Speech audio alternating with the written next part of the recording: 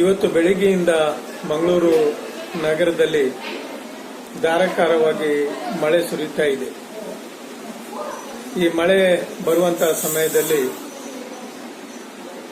ನಮ್ಮ ಮಂಗಳೂರಿನ ಎಪಿಎಂಸಿಯಲ್ಲಿ ನಮ್ಮ ಸೆಂಟ್ರಲ್ ಮಾರುಕಟ್ಟೆಯಿಂದ ಸ್ಥಳಾಂತರಗೊಂಡ ವ್ಯಾಪಾರಸ್ಥರು ಹಲವಾರು ಮಂದಿ ನನಗೆ ದೂರವಾಣಿ ಮುಖಾಂತರ ಸಂಪರ್ಕ ಮಾಡಿ ಅವರ ಪೈಕಿ ಕೆಲವರಂತೂ ಕಣ್ಣೀರಿಟ್ಟು ಓರ್ವ ಹೆಂಗಸು ಒಬ್ರು ಮಹಿಳೆ ವ್ಯಾಪಾರಸ್ಥರು ದೂರವಾಣಿಯಲ್ಲಿ ಮಾತಾಡುವಾಗ ಅಳುತ್ತಿದ್ರು.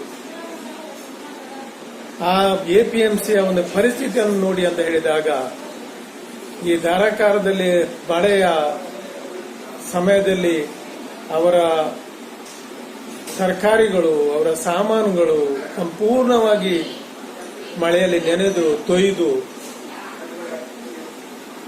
ಆ ಒಂದು ಮಳೆಯಲ್ಲಿ ಅವರು ನೆನೆದು ಆಗಿರುವಂತಹ ಅವ್ಯವಸ್ಥೆ ನಮ್ಮ ವೈರಿಗಳಿಗೂ ಕೂಡ ಬೇಡವಾದಂತ ಒಂದು ವ್ಯವಸ್ಥೆ. ಅವರ ಸ್ಥಿತಿಯನ್ನು ನೋಡಿ ನನಗೆ ಅಯ್ಯೋ ಅನಿಸಿತು. ನನ್ನ ಮನಸ್ಸಿಗೆ ಬಹಳಷ್ಟು ದುಃಖ ಆಯಿತು.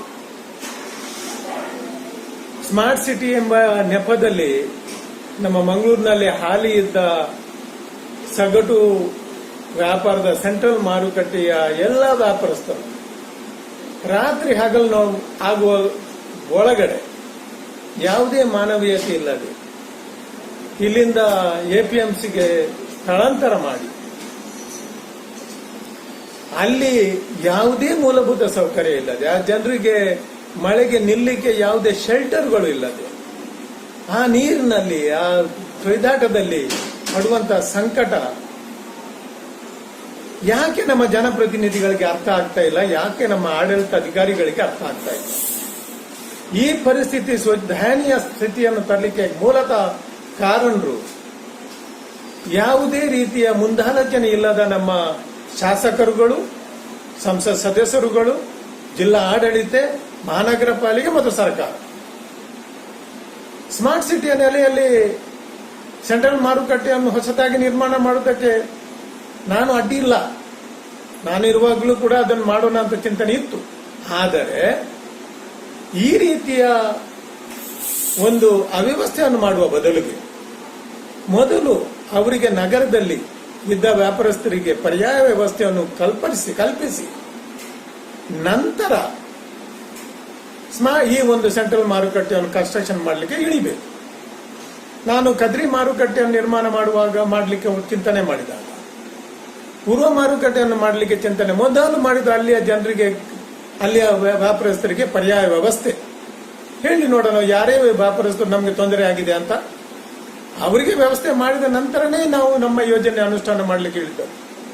ಹಾಗಿರುವಾಗ ಇವತ್ತು ಸ್ಮಾರ್ಟ್ ಸಿಟಿಯ ನೆಲೆಯಲ್ಲಿ ಸೆಂಟ್ರಲ್ ಮಾರುಕಟ್ಟೆಯನ್ನು ನಿರ್ಮಾಣ ಮಾಡುವಾಗ ಸ್ಥಳೀಯವಾಗಿ ಅವರ ವ್ಯಾಪಾರಕ್ಕೆ ತೊಂದರೆ ಆಗದ ರೀತಿಯಲ್ಲಿ ಪರ್ಯಾಯ ವ್ಯವಸ್ಥೆ ನಗರದಲ್ಲಿ ಕಲ್ಪನೆ ಮಾಡಿಕೊಟ್ಟು ನಂತರ ಇದನ್ನು ಸೆಂಟ್ರಲ್ ಮಾರುಕಟ್ಟೆಯನ್ನು ಕಟ್ಟಬೇಕು. ಇದು ಮಾಡದೆ ಯಾವುದೇ ಒಂದು ಮಾನವೀಯತೆ ಇಲ್ಲದೆ ಈ ರೀತಿಯಲ್ಲಿ ಹಠಾತ್ತಾಗಿ ಅವರನ್ನು ಕೊಂಡೋಗಿ ಎಪಿಎಂಸಿಗೆ ಹಾಕಿರುವುದು ಸರಿಯಲ್ಲ. ಸುಮಾರು 25 ವರ್ಷಗಳಿಂದ ನಮ್ಮ ಬಂದರನ್ನು ಎಪಿಎಂಸಿಗೆ ವರ್ಗಾವಣೆ ಮಾಡಬೇಕಂತ ಚಿಂತನೆ ಮಾಡ್ತಿದ್ರು. ಅದು ಯಾತಕ್ಕೆ ಆಗಿಲ್ಲ? ಇವತ್ತಿಗೂ ಕೂಡ ಅವರನ್ನು ಅಲ್ಲಿಗೆ ಕೊಂಡೋಗ್ಲಿಕ್ಕೆ ನಮ್ಮ ಜನಪ್ರತಿನಿಧಿಗಳಿಗೆ ಸಾಧ್ಯ ಆಗಲಿಲ್ಲ. ಅದನ್ನು ಬಿಟ್ಟು ಈ ಒಂದು ಬಡ ಸೆಂಟ್ರಲ್ ಮಾರುಕಟ್ಟೆಯ ತರಕಾರಿ ವ್ಯಾಪಾರಸ್ಥರ ಮೇಲೆ ಬ್ರಹ್ಮಾಸ್ತ್ರವನ್ನು ಬಿಡಬೇಕಾ? ಇದು ಸರಿಯಾ? ಯಾವುದೇ ಜನಪ್ರತಿನಿಧಿಗಳು ತಮ್ಮ ನಿರ್ಧಾರವನ್ನು ತೆಗೆದುಕೊಳ್ಳುವುದಾದ್ರೆ ಮೊದಲು ಮಾನವೀಯತೆಯ ನೆಲೆಯಲ್ಲಿ ಅದನ್ನು ಆಲೋಚನೆ ಮಾಡಬೇಕು. ಯಾವುದೇ ನಾವು ಜನಪ್ರತಿನಿಧಿಗಳು ಮಾನವೀಯತೆಯ ನೆಲೆಯಲ್ಲಿ ಆಲೋಚನೆ ಮಾಡಿ ಮಾಡುವಂತ ತೀರ್ಮಾನ ಸರಿಯಾ ಅಂತ ಆಲೋಚನೆ ಮಾಡಿ ನಮ್ಮ ಆಡಳಿತಾಧಿಕಾರಿಗಳಿಗೆ ತಿಳಿ ಹೇಳಬೇಕು. ನಾವೇ ಮಾನವೀಯತೆಯನ್ನು ಬಿಟ್ಟು ಯಾವುದೇ ಒಂದು ಮಿಲಿಟರಿ ರೂಲ್ನ ಹಾಗೆ, ಸರ್ವಾಧಿಕಾರಿಯ ಹಾಗೆ, ಡಿಕ್ಟೇಟರ್ಶಿಪ್ನ ಹಾಗೆ ನಾವು ಈ ರೀತಿಯ ಒಂದು ತೀರ್ಮಾನ ತೆಗೆದುಕೊಂಡು ಜನರನ್ನು ನಮ್ಮ ಅಧಿಕಾರವನ್ನು ಬಳಸಿಕೊಂಡು ಎಲ್ಲರನ್ನು ಅಲ್ಲಿ ನರಕಕ್ಕೆ ನೂಕಿ ಹಾಕುವುದುಂಟಲ್ಲ, ಇದು ಖಂಡಿತವಾಗಿ ಸರಿಯಲ್ಲ. ಏನು ನಮ್ದು ತುಗ್ಲಕ್ ರಾಜ್ಯನ? ಏನು ನಮ್ಮಲ್ಲಿ ಸರಿಯಾದ ಚಿಂತನೆ ಮಾಡ್ಲಿಕ್ಕೆ ಇಲ್ವಾ?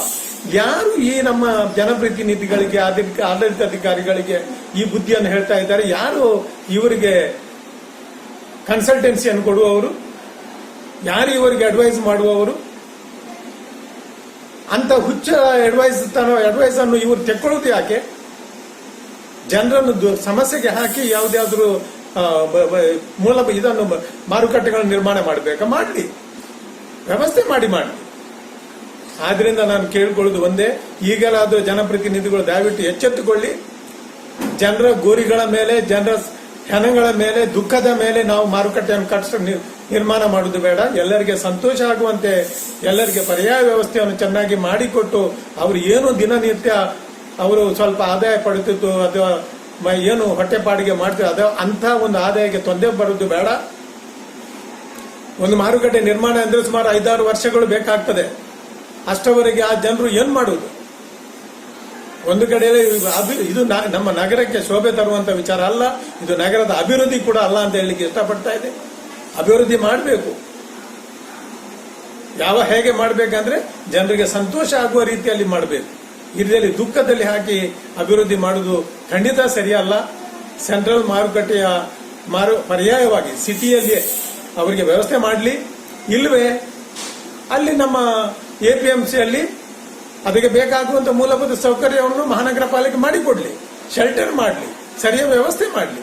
ಏನು ಮಾಡದೆ ಈ ಮಳೆಯಲ್ಲಿ ಅಲ್ಲಿ ದೂಡಿ ಹಾಕುವುದು ಸರಿಯಲ್ಲ. ಈಗಲಾದ್ರೂ ಜನಪ್ರತಿನಿಧಿಗಳು ದಯವಿಟ್ಟು ನೀವು ಎಚ್ಚೆತ್ತುಕೊಳ್ಳಿ. ನೀವು ಮಾಡುವುದು ಸರಿಯಲ್ಲ. ಇದು ಖಂಡಿತವಾಗಿ ನಾನು ಖಂಡಿಸ್ತೇನೆ.